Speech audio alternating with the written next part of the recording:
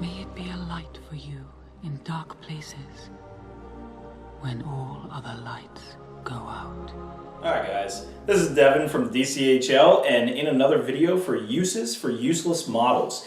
And in this series, we try to break down some of the most useless models voted by the community and your comments in the comments section or on the One Ring forums. And we try to find a competitive use for them, a way to really make them shine in tournament play. So that way you guys will actually bring them to tournaments such as our Nova Open tournament that we have later on this year. Or in actually some of the GBHL tournaments like the Desolation of Stockport that just happened. So in this episode, actually, we're going to do a little bit of a recap.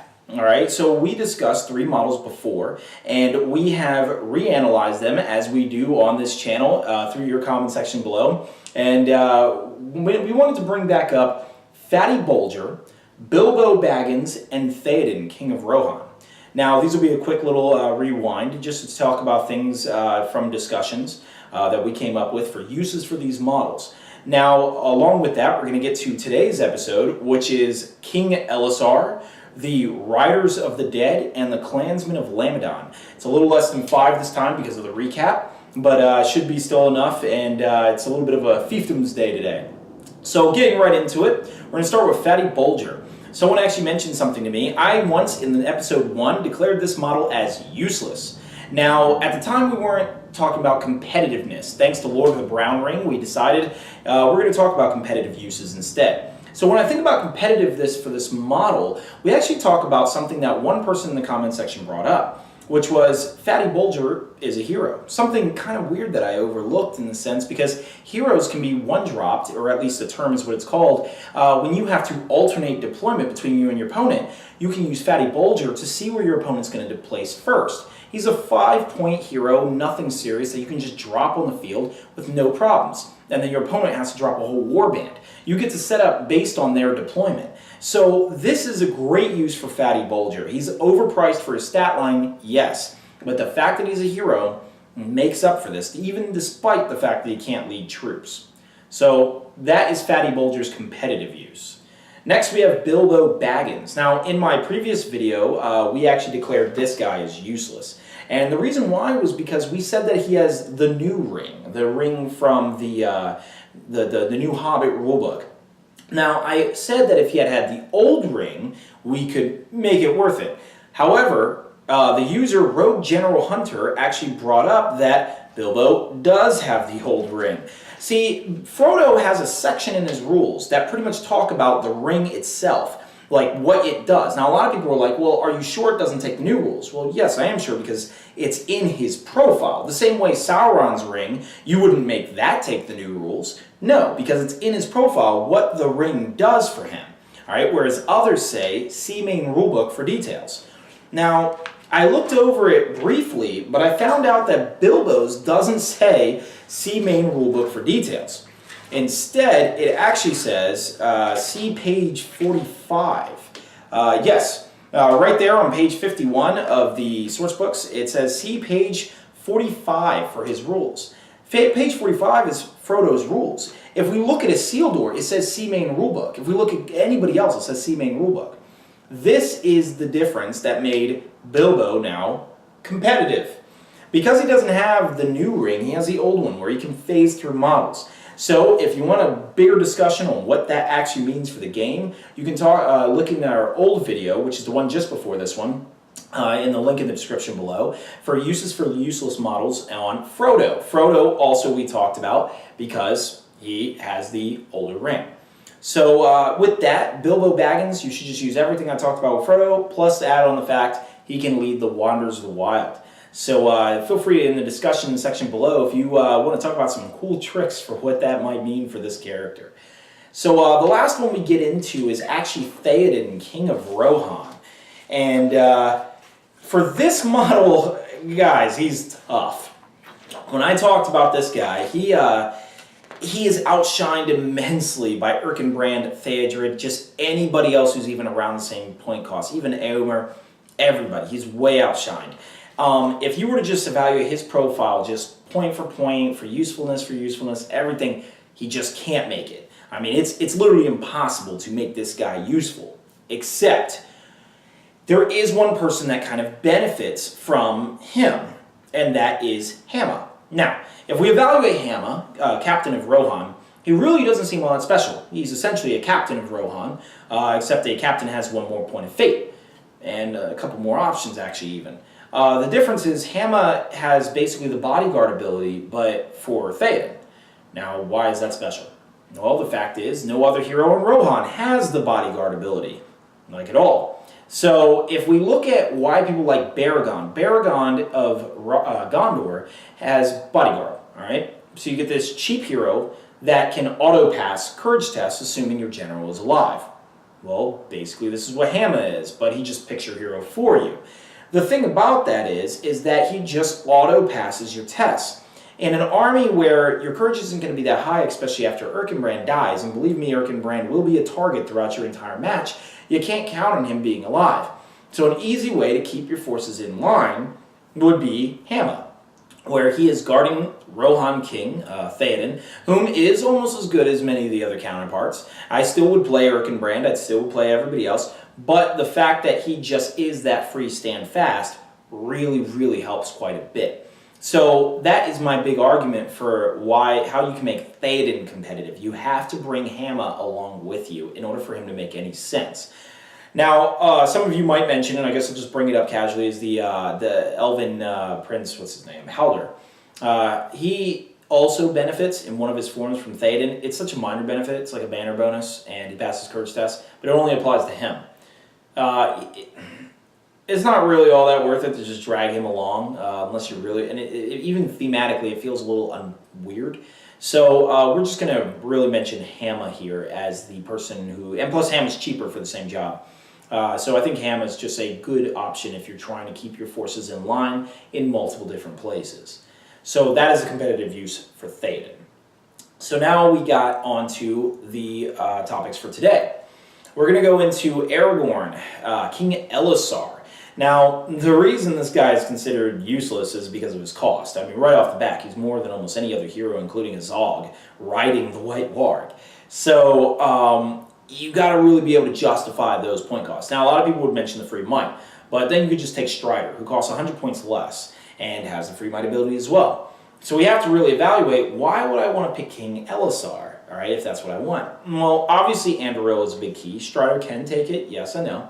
But, Elessar has more close combat prowess than Strider, and yes, the Chieftain of Arnor too, because there's a third version of Aragorn where he can also get a free point of might, but that version is not a combat hero. He has defense 4, and in current meta, I'm sorry, defense 4 is going to get owned pretty fast. But now Strider can only cap at defense 5, so even he gets crushed pretty quickly. Now, the big difference is Aragorn, King Elessar, is defense 7. All right, this is a level that none of the other Aragorn versions can get to. He is the ultimate close combat monster. Not only that, he can lead troops, unlike the other two. Well, the Chieftain of Arnor can lead troops, but we should really X name out because it's a completely different Aragorn. We're talking about a close combat one versus an archer style one. So when we look at King Elessar, he can lead troops, which is good. Now, also the best part is, he is in one of the cheapest factions in the game. So yes, you are burrowing a lot of points on him, but you're not going to have a small force. If you take Damrod, Baragorn, and Denethor, then they can easily fill up your ranks with all the troops that you didn't get in replace of this large, massive hero. And Aragorn will make his point costs up if you put him at the right target. If you think about it, a Strength 4 hero will still need 5s on most things in the game. Generally speaking, defense 5 is probably about the most common defense value. So you're going to need 5s. You're just not going to get around that. But with his sword, he only needs 4s. This is actually a really big deal. If you send him up against even just the most generic unit, it will give him a benefit. And if you send him up against monsters, then you're really just going to crush everything. One last actually little thing about his sword, Andoril, is actually it's kind of unusually useful against sieges, or in sieges. See, his ability says that he never needs more than a 4 up to score a wound, regardless of his defense, with the exception of things that have batter points. Well, in the Hobbit rulebook, it did away with batter points, so nothing has batter points anymore. And those of you who know the old rules know what I'm getting at. he basically can tear down gates with, like, ease. He can probably do so better than most siege weapons. He can just swing his sword at it and rip iron gates to shreds. Now, I'm sure most people will be like, that's broken and unbalanced, it needs to be house ruled. And that's fine. I absolutely agree with it. Here in the DCHL, we prefer fair play. But it is something, though, rules as written, you can tear down gates with ease. Otherwise, this is how I'll play King Elessar. He is just really good. He's an absolute monster on the field. And you need a way to justify his points. You can fill up, you can send him out all the big stuff and then fill up the rest of your army with the cheap heroes, a cheap spammable force. You don't lose the numbers, and you have a guy who can pretty much kill everything and survive in combat, which is very important. So I think he's actually very useful. That's exactly the type of list I'd bring him in. Next, we have the Riders of the Dead. Now, these guys are tough. Not gonna lie, these guys are near useless because, I mean, ultimately, when we look at these guys, we're talking about a, I don't even know how to describe his point value here, but we won't say it here, I guess. And he's extremely expensive, though. I guess a little less than 25 points, I'm allowed to say. So, but yeah, he's very expensive, and a lot of people would say that he gets his points with the Blades of the Dead ability is what he has. And the thing about that is the ability to wound courage is not so much useful, so much as different. Unfortunately, a lot of heroes in the game, a lot of units in the game, have a pretty high courage. I mean, yeah, you can name your goblins, and orcs, and stuff like that, but often they're going to have 4+ courage almost regularly. So with a strength of 3, which is what the Riders of the Dead have, you still need to wound on 5s. And so the good part is you can say that you'll never really need more than a 5. Having a courage of 6 is pretty rare in this game, but having a defense of 6 is pretty common. So it is beneficial that you will never need more than a 5. But if we compare his power to the Morgul Knights or Dual Amroth Knights, they also have strength 3, but they have lance, which means they will only ever need 5s, ever, if they get the charge. The thing about that is, if they already needed 5s, then now they need 4s, which means that the Dual Amroth Knights and the Morgul Knights hit harder on the charge than these guys do. And the charge is what matters, because you don't want to pay all these points for something that you're not charging with. Because that's really what a lot of people want to see. They want to see the spamming of dice that all strike at courage. So this guy's really just a utility unit that really attacks high-armored, low-courage models. Because remember, you don't have ring raids, you don't have courage-dropping units, or even the spell Drain Courage to help you out. Yes, you have Galadriel, and you could throw her in the list, and that'd be probably the way I'd do it if I'm going to field an Army of the Dead style list. I'd field Galadriel. But other than her, you really don't have too many ways, or almost any ways, of dropping someone's courage. They're at the courage that they're at. And you're not going to be fielding this only against evil armies. You're going to have a lot of good armies. And even with evil armies, war horns are becoming very accessible nowadays. So you're going to see a lot of courage modifiers that actually raise them up. So the biggest use for this guy, I mean, he has defense 8, which is really nice. Now, I know it says 7 in the rulebook, but it's been FAQ'd. It's now 8. The problem is his horse has defense 4. So everyone's going to kill the horse. I mean, then you might as well have just taken a Warrior of the Dead, I guess. The thing about it is the ability to just make them targets, I suppose, run them up into the front lines very quickly. You have that utility. Now, by the profiles here, looking at Warrior of the Dead compared to a Rider of the Dead, you're looking at the Warrior of the Dead costs 8 less points, assuming you give them a shield. To make them the same defense. So you're paying 8 points for a horse, and which is a lot more than most other armies pay for their horses. And so, yeah, this one is a really tough call. It's certainly, I mean, when you have Dual Amroth Knights in the exact same army, you have to use these guys as a utility unit. They are not meant to be spammed. I certainly would not field an army of these. If you're going to make a competitive army with these guys in it, field about 3 or 4. At most, and what you can do is just use them against those low courage targets. If you see a troll coming in, or a Mummakill, or anything like that, you're going to be glad you brought these guys along. Well, maybe not a Mummakill, we'd probably just want the normal Men of the Dead for that, but trolls and stuff like that where you can throw your dice on them, you know, do the extra attacks and stuff, you're going to see a lot of rewards for that. And so, yeah, just use 4. Utility unit, it's there. And if your opponent has high defense, low courage, you have an answer. That's how I'd use them. And don't throw them up against heroes, because I think heroes will just slaughter the horse and you'll have paid all these points for nothing. So I think it'd be much better to get larger amounts of Warriors of the Dead and use their spears as support, and that's how you get your 2 attacks, rather than use these guys. But regardless, though, that's their competitive option, is that utility. So moving on, we're going to go to the last entry in our list for today, which is the Clansmen of Lamedon. And these guys are actually pretty useful. If you compare them to equivalent models, let's compare them to, like, say, Galadrim Guard, all right, Galadrim Warriors. All right, you have the exact same stats, but -1 fight. Okay, the difference is the Clansmen of Lamedon start off with a 2-handed weapon, and they start off with a banner. So basically, they get that banner for free, because why lead them with anyone else but Angbor? And Angbor is a really cheap hero, and he does what he needs to do for his point cost. So they are getting a free banner bonus. You should really think of these guys as their stat line, but 2 attacks when winning the fight, all right, because you get a reroll. So that's the best part about them, is the fact that they come with that free banner bonus.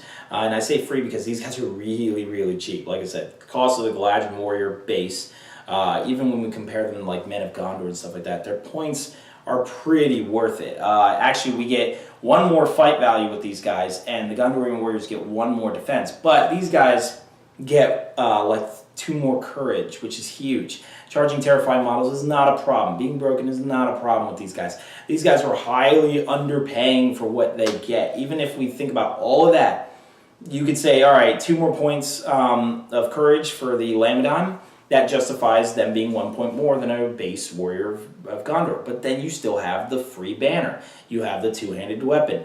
These guys could actually be even spammed and be points effective. Now, the thing about it is they have a defensive 4. So this allows you to use that 2-handed weapon with ease, because you know you're going to die. All right? And that's the best part about them being spammable. You're okay with them dying. So you spam just tons of these guys, and then just swing the 2-handed weapons, all right? Remember, you get 2 rolls anyway. The thing is, when it comes to that wounding, you only have strength 3 and 1 opportunity to kill. You need to use that opportunity. So 2-handed weapons are an absolute must for these guys, in my opinion. If you want to feint with them, I wouldn't really recommend it, because you really need to win that fight. Instead, you can use Axemen of Elessar maybe as a spear support. Now, a lot of people say, well, don't the Axemen of Elessar hit harder on the 2-handed weapon strikes, because they can also do a piercing strike? This is true, but you sacrifice their bonus. The main selling point of the Axemen of Elessar, I know Joel has actually told me how to pronounce this, so Joel in the comment section below can tell me again. But the main benefit of them is their defense, all right? You're paying for that. And now with Piercing Strike, you're taking it away. And so, yes, they hit harder, but you're now losing something more. Plus, they are more expensive, and you don't get the banner bonus with them. So this is something where I would say the Clansmen of Lamedon are actually better at striking power, unless you want to make formations. They're skirmishers, which actually in their fluff is representative as such. I mean, yeah, this is exactly how I would use them. I mean, just 2-handed weapon strikes. I think they're very good. Field them around Angbor. They're very cost effective. I honestly would be all up for using like little small pockets of armies with these guys. If you want to make them just super, super competitive, then yeah, I mean, put spear support behind them. I wouldn't turn them into a phalanx, because then you're just guaranteeing death. I mean, it's kind of debatable. When you turn them into a phalanx, which, by the way, when I say phalanx, I mean using the men of, there's my paper, using the men-at-arms of Dol Amroth to put pipelines behind them. When you do that, you are knowing you're going to die with your front rank if they lose. So why put a warrior of Dol Amroth who has a 6 defense, but he's going to die? You know that, because your opponent just gets to load up on dice whenever they win against your front line. Why put him there? You know, you can put it instead of Clansmen of Lamedon. 1, you know you're never going to fail the charge, because you have too high a courage. Number 2, you get a 2-handed weapon strike. Number 3, you can feint without any penalties, because you take the highest fight value, which is still 4, because your supporters have 4. So you now have re-rolling 1s, 2-handed strike, never failing courage. You're fine. Plus, there are defenses already low. You knew you were going to die anyway, so you don't care. That is how I would use them in a very effective list. And if you have Angbor around them, then perfect. Now you have your banner bonuses. Now, of course, you're going to throw in Men of Dol Amroth. You're probably going to have Emerhill. So, all right, but I still think these guys are pretty worth their points. So, even without the banner bonus. So that's what we have for today, guys. I want you to tell me in the comment section below, which ones did you agree with, which ones do you not agree with, or maybe you found something I didn't find. Also, if you guys think any other models are useless, let us know in the comment section below, and we'll be definitely sure to talk about them next time.